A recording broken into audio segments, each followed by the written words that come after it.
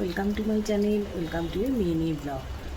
দেখো কি সুন্দর ওয়েদার হয়েছে, অল্প অল্প বৃষ্টি পড়ছে বাইরে। বৃষ্টি শুরু হয়েছে, বৃষ্টির দিনে বৃষ্টি হবে না এটা কি ভাবা যায়?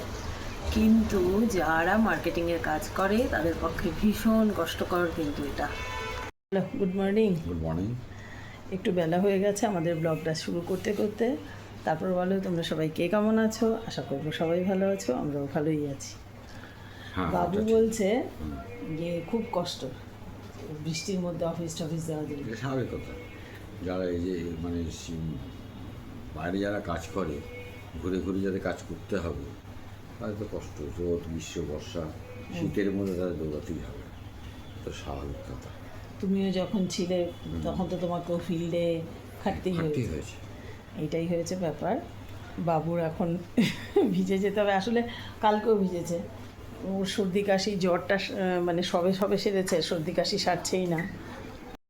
এইদিকে ব্রেকফাস্ট রেডি, পরোটা আর ছোলার ডাল। ছোলার ডাল আর পরোটা করতেই হয় শনিবার, কারণ একটি ছেলে ভাত খায় না, পিজির ছেলে, সে শনিবার পরোটা খায়।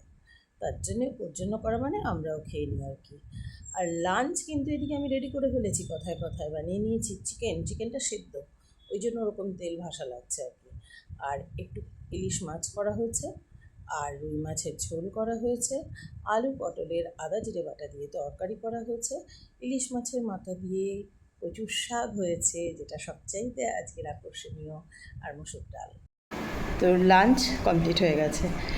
অনেক দেরি হয়ে যাচ্ছে, কাল কোনো ব্লগ দিতেই পারলাম না, পুরো দিন এত ব্যস্ত।